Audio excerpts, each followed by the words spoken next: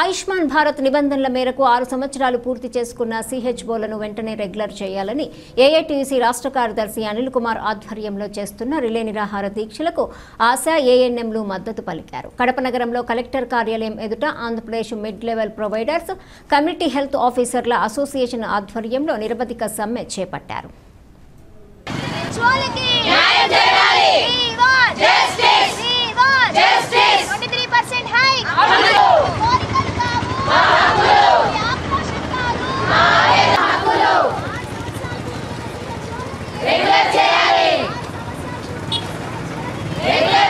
గత 15 రోజులుగా సిహెచ్ఓలు చేస్తున్నటువంటి సమ్మెకు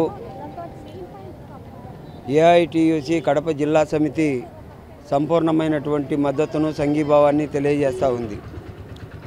వారి న్యాయమైన సమస్యలు పరిష్కరించాలని గత 15 రోజులుగా సమ్మె చేస్తున్నప్పటికి కూడా రాష్ట్ర ప్రభుత్వం కానీ కేంద్ర ప్రభుత్వం కానీ ఎలాంటి చర్యలు తీసుకోకపోవడం చాలా దుర్మార్గకరమైనటువంటి విషయంగా ఏఐటీయూసీ చెప్తా ఉంది. మన ఈ మధ్యనే సిహెచ్ఓలు చేసేటువంటి సమ్మెను గురించి కమిషనర్ గారు ఒక ప్రకటన చేశారు. సమస్యలు పరిష్కరించకుండా డ్యూటీలకు రండి, డ్యూటీలలో చేరండి అని చెప్పేసి వాళ్ళని భయభ్రాంతులకు గురి చేసేటువంటి విధానానికి కమిషనర్ గారు స్వస్తి చెప్పాలి. సిహెచ్ఓలను పిలిపించి వారి సమస్యలు న్యాయబద్ధమైనటువంటి సమస్యలు కాబట్టేసి సమ్మెలోకి వెళ్ళారు. సమ్మెను విచ్ఛిన్నం చేయడానికి అధికారులు ప్రయత్నం చేస్తూ ఉన్నారనేది మాకు స్పష్టంగా అర్థమవుతూ ఉంది. అందుకోసమని ఏఐటీయూసీ రాష్ట్ర కమిటీ రాష్ట్ర సమితి రాష్ట్రంలో సిహెచ్ఓలు చేస్తున్నటువంటి ఈ సమ్మెకు సంపూర్ణమైనటువంటి మద్దతునిచ్చి ఏఐటీయూసీ ప్రజా సంఘాలన్నీ కూడా ప్రత్యక్షంగా ఆందోళనలో పాల్గొనాలని చెప్పేసి పిలిపివ్వడం జరిగింది. అందులో భాగంగానే కడప కలెక్టరేట్ దగ్గర సిహెచ్ఓలు చేస్తున్నటువంటి సమ్మెకు మా మద్దతును తెలియజేయడానికి శిబిరానికి రావడం జరిగింది. వీళ్ళు అడిగేటువంటి సమస్య, వారు 6 సంవత్సరాలు పూర్తి చేసుకున్నటువంటి వారిని అందరినీ రెగ్యులర్ చేయమని అడుగుతూ ఉన్నారు. ఎన్హెచ్ఎంలో పనిచేసేటువంటి వాళ్లకు రెగ్యులర్గా అయ్యేదానికి అవకాశం లేదని చెప్పేసి చెప్తా ఉన్నారు. అదేం వాస్తవమైనప్పటికీ కూడా ఆయా రాష్ట్ర ప్రభుత్వాల యొక్క అవసరాన్ని బట్టి కేంద్ర ప్రభుత్వం ఒక ప్రకటన చేసింది ఇంతకు మునిపే. ఎవరినైనా కానీ సిహెచ్ఓలకు ఇది వర్తించదు అనేటువంటిది స్పష్టంగా ఉన్నప్పటికీ కూడా దాన్ని ప్రభుత్వాలు నిర్లక్ష్యం చేయడం అనేది సరైనటువంటి విధానం కాదు. అట్లాగే ఈపీఎఫ్కి సంబంధించినటువంటిది మళ్ళీ పునరుద్ధరించాలని చెప్పేసి అడుగుతూ ఉన్నారు.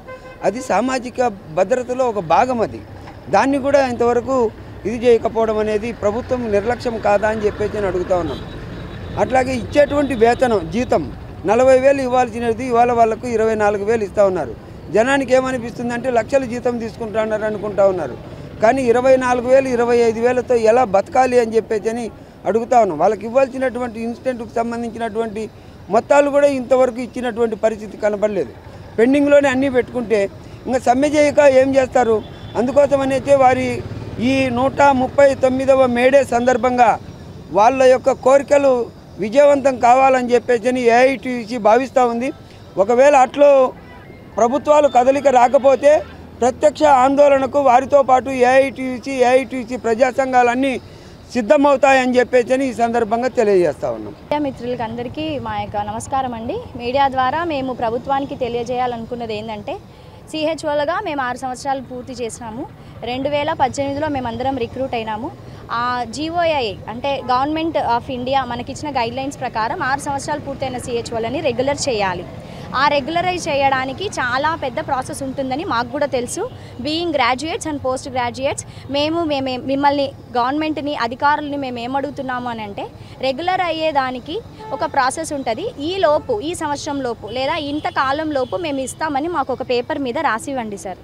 తర్వాత ఎన్హెచ్ఎంలో 189 క్యాడర్స్ ఉంటే 188 క్యాడర్స్కి మీరు 23% హైక్ ఇచ్చి 2023లో కేవలం సిహెచ్ఓ క్యాడర్ అయిన మమ్మల్ని మీరు బయట పెట్టడం, రూపాయి కూడా మాకు డబ్బులు పెంచకపోవడం చాలా బాధాకరం. ఈ విషయాన్ని మేము సిఎఫ్డబ్ల్యూ వారికి, అధికారులకి, కమిషనర్ గారికి, మా యొక్క ఏపీఎంసీఏ ప్రెసిడెంట్ గారు, సెక్రటరియట్ గారు వెళ్ళి తెలియజేయడం జరిగింది. మా యొక్క బాధని వారికి విన్నవించుకున్నాము.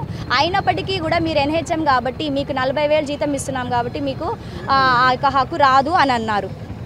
అదే ఎన్హెచ్ఎంలో మేము ఉన్నప్పుడు మిగతా 188 క్యాడర్స్కి ఎలా వచ్చింది, మాకెందుకు రావడం లేదు, దీనికి మీరు జవాబు చెప్పాలి. ఈ రోజున మరి మేము 15వ తేదీ నుంచి స్ట్రైక్ నోటీస్ ఇచ్చినాం సార్. 28వ తేదీ నుంచి ఈరోజు 4వ తేదీ, 4వ రోజు మేము సమ్మె చేస్తున్నాము. 24 గంటలు, ఈవెన్ గర్ల్స్ కూడా వచ్చి రాత్రి కూడా మేము సమ్మె చేస్తున్నాము. ప్రభుత్వం ఇది గమనించి మాకు కావాల్సిన న్యాయమైన డిమాండ్లన్నీ కూడా ప్రభుత్వం మాతో చర్చించాలని, మా యొక్క అధికారులను ఏపీఎంసీఏ ప్రెసిడెంట్ గారిని పిలిచి CFWలో మాట్లాడాలని కమిషనర్ గారిని కోరుతున్నాం. అదేవిధంగా ఈరోజు జరిగిన పొద్దున టీసీలో మా యొక్క జిల్లా అధికారులు మరి పోలీస్ కంప్లైంట్ ఇవ్వాలని కీస్ ఇవ్వకుంటే, VHCC యొక్క AIM యొక్క కీస్ ఇవ్వకుంటే పోలీస్ కంప్లైంట్ అయినా ఇవ్వడానికి మీరు సిద్ధం అవ్వండి అని అన్నారు. మేము కీస్ ఇవ్వమని చెప్పలేదు. ఏ విధంగా మేము సర్వీసెస్ రూరల్ డెవలప్మెంట్లో ఉన్నామో ఆ సర్వీసెస్ అన్నీ రెగ్యులర్గా జరగాలని మేమందరము కూడా మా యొక్క అద్దెలు కట్టుకుంటూ ఎప్పుడెప్పుడైతే మనకు బిల్డింగ్స్ అయితే ఇచ్చినారో మేము జాయిన్ అయినప్పుడే ఆశాల యొద్ద కానీ ఏఎంల యొద్ద కానీ మా యొక్క బిల్డింగ్స్ యొక్క కీస్ ఇచ్చేసి వచ్చినాం. వాళ్ళు ఓపెన్ చేసుకొని పెట్టుకోవాలి సార్. వాళ్ళు ఓపెన్ చేసి పెట్టుకోలేదు. అది మా తప్పు కాదు. మేమైతే మా ఎక్విప్మెంట్ అంతా లోపలే ఉంది.